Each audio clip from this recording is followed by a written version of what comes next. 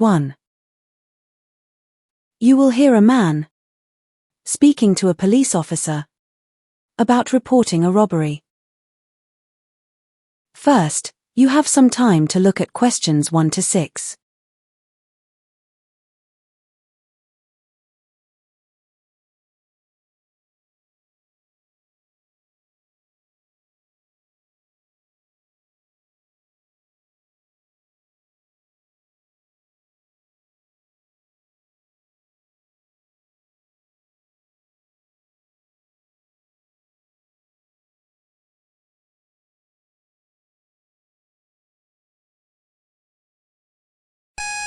Now listen and answer questions 1 to 6. Good afternoon, sir. You've come to report a crime, correct? Yes, that's right. I was robbed last night, and I'd like to file an official complaint. All right, let me take down your details. Can I have your full name, please? Sure, it's Oliver Raymond, spelled R-A-Y-M-O-N-D. Just Oliver is fine. Thank you. Now, what's your date of birth? It's the 14th of November, 1986. Got it. And your home address? I recently moved, so please note it carefully. The new place is 29 Park Road, Lincoln. My old address was 11 Ashfield Lane, but I'm no longer there. Understood. 29 Park Road. And a contact number? Use my mobile, 07764 923 110. Don't write down my office line. I rarely answer it. All right, mobile noted. Now, tell me when the robbery occurred. It happened yesterday evening. I left the supermarket and walked towards the bus stop. At first, I thought it was closer to 9, but when I checked the bus ticket later, it clearly showed 8:15. Location? On Mill Street, near the corner with State Bank, just opposite the Central Post Office. Before you hear the rest of the conversation, you have some time to look at questions 7 to 10.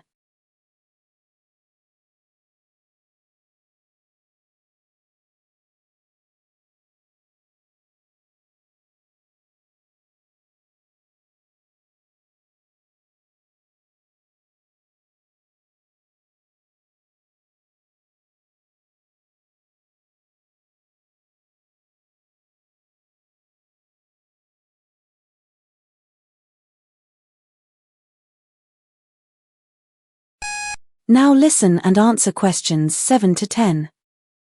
Okay. Describe what was taken. Please give me as much detail as you can. Every item matters, even small things, because the more information we have, the better chance we'll have of recovering your belongings. My brown leather wallet, it had about 120 pounds in cash plus my bank cards. Luckily, I still have my driver's license. I had left that at home by chance. Any electronics stolen? No, my phone was in my coat pocket. They didn't notice it, thank goodness. Can you describe the thief? Yes, he looked about 20 or so, quite tall, maybe 6 feet, wearing a dark hoodie with the hood pulled up and gray jogging trousers. I thought his shoes were black at first, but on reflection, they might have been Navy trainers. Was he alone? No, there was another person standing slightly behind him, probably acting as a lookout. I didn't get a clear look at that one, only that it was a smaller figure, possibly female. Did either of them speak? The main one told me, hand over your wallet or else.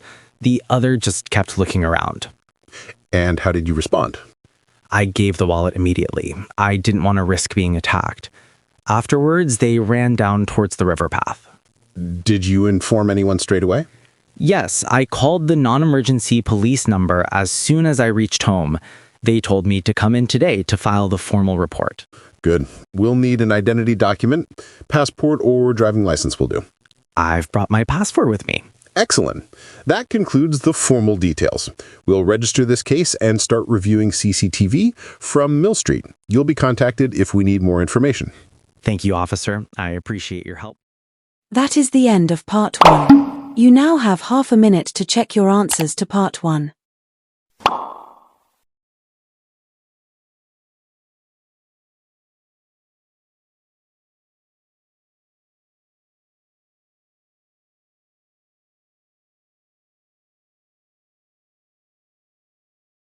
Part 2.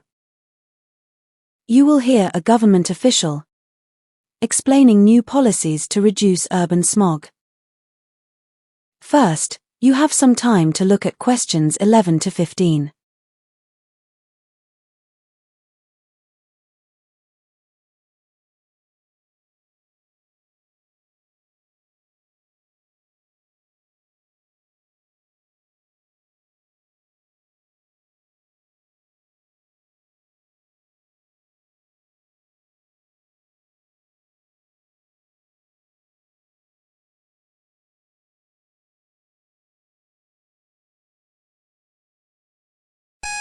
Now listen and answer questions 11 to 15. Good afternoon, everyone, and thank you for attending this community briefing. My task today is to explain the measures our government has introduced to combat the rising levels of smog in our cities. I'll go step by step because some policies are environmental, others industrial, and a few deal with everyday lifestyle choices. Let me begin with transportation, as that's one of the biggest contributors. You might think the priority would be electric cars since they're becoming popular worldwide, but our government decided that improving public buses and trains was the more immediate solution. We've already added 200 new hybrid buses in the capital. A plan for underground rail expansion was discussed, but it was judged too costly in the short term, so the focus remains on buses. Now on to fuel quality. Many assumed diesel was banned outright. That isn't true. Diesel is still legal for heavy trucks. What changed was the introduction of ultra-low sulfur standards. Petrol stations were required to switch to cleaner fuel by July, though a grace period extends into September. Next, industrial emissions. The government has put strict controls on brick kilns. At first, there was debate whether to shut them down entirely, but instead, owners were asked to install filters.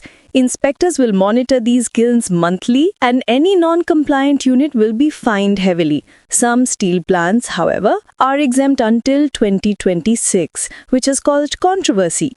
Now an initiative people often overlook, tree planting. The campaign was labeled Green Shield. It's not just about parks in the city, but also about planting dense belts of trees along highways. This was recommended by health experts who showed how trees trap particulate matter. Interestingly, many residents thought it was purely a beautification project, but it's actually about air quality. Before you hear the rest of the conversation, you have some time to look at questions 16 to 20.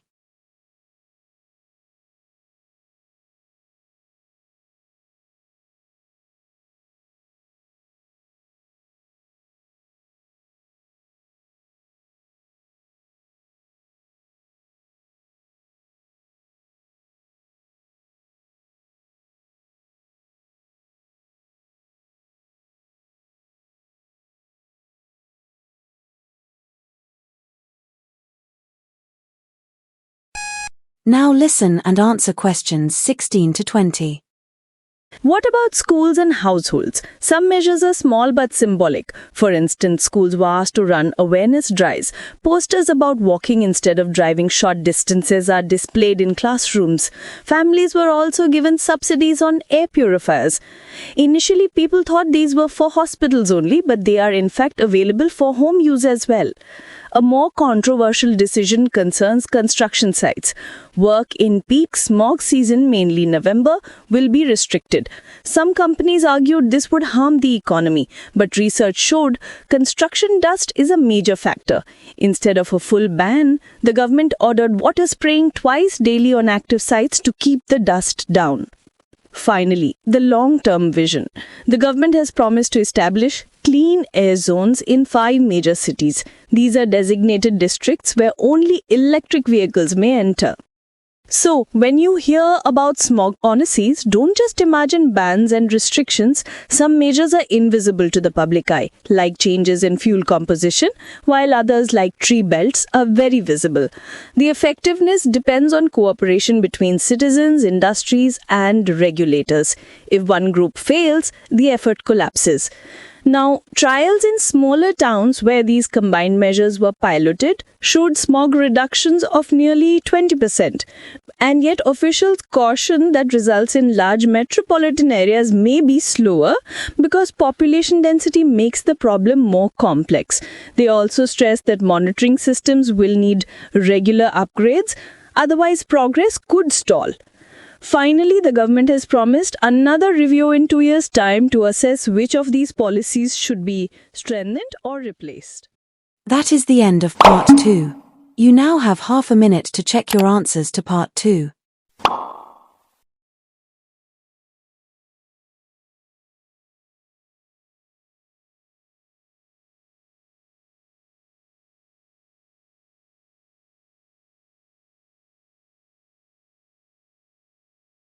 Part 3. You will hear two students discussing internship opportunities in different countries. First, you have some time to look at questions 21 to 25.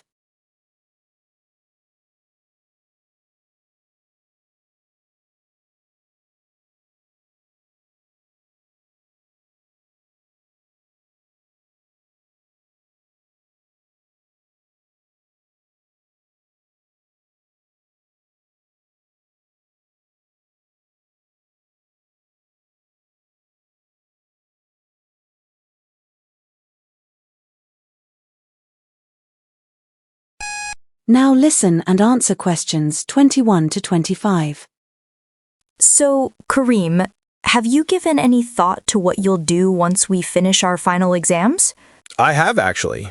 I'm not planning to look for work straight away here. I'm more interested in an internship abroad. Oh, that's funny. I was exploring the same idea. Which countries are you considering? At first, I thought about the United States. Everyone praises the networking there, and I assumed there'd be plenty of opportunities across many fields. But when I dug deeper, I realized most placements were concentrated in just a few sectors, not really broad at all. Still, that wasn't what finally put me off. The real issue was the visa. It's complicated, involves loads of paperwork, and the fees are really steep. Germany? Really? I read that the internships there are mainly in engineering and manufacturing. Doesn't that clash with your major? Not exactly. They're expanding into digital business, which is closer to what I studied. Besides, the program I looked at even includes a short language course before the placement starts. That's useful. I considered France. I thought it'd be perfect. Great culture, central location. But then I realized the application process strongly favors people fluent in French, which worried me. Then I found out the bigger drawback. Unless you stay for 6 months or longer, the internships aren't paid at all.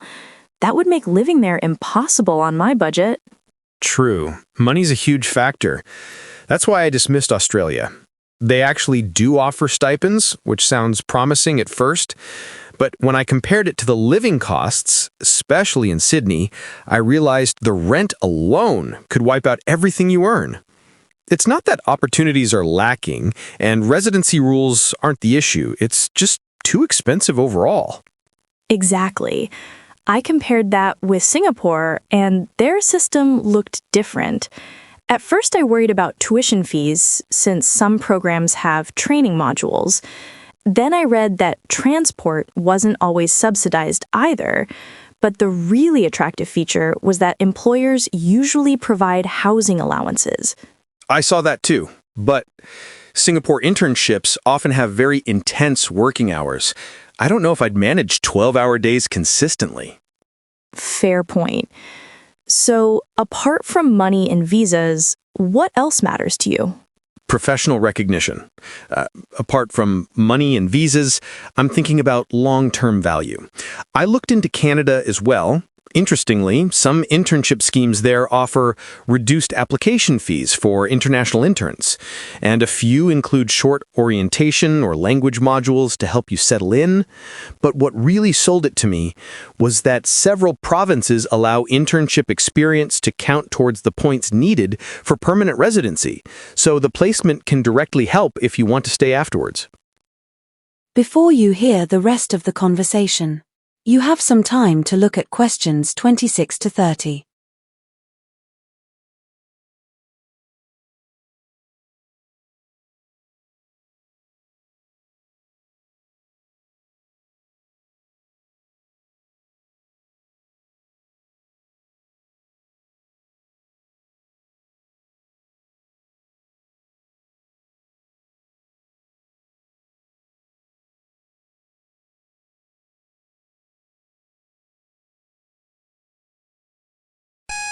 Now listen and answer questions 26 to 30. That's tempting. For me, the priority is cultural exposure. I'd love to be somewhere with a strong community life, maybe Spain or Italy. But both require proof of advanced language skills, which I don't have yet. Same problem here. I can manage conversational Spanish, but not enough for professional tasks. Then there's the issue of duration.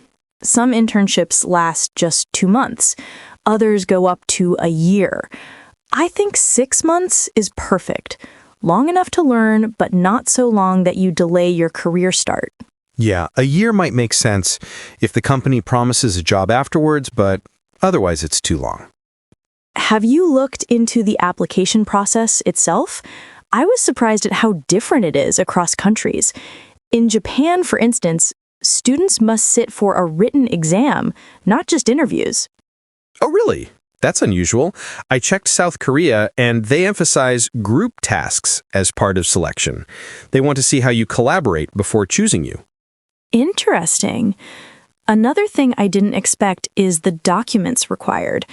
The UK asks for references from 2 professors. That could be tricky if both don't respond in time. That's true.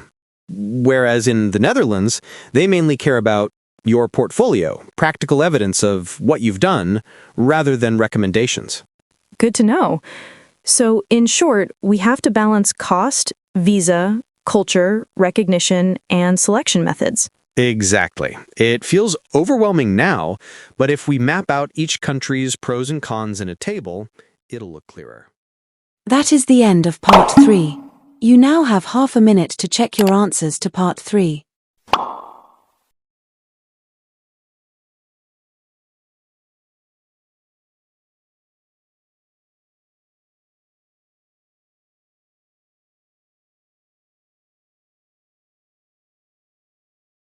Part 4. You will hear a lecture about the history of the Great Wall of China. First, you have some time to look at questions 31 to 40.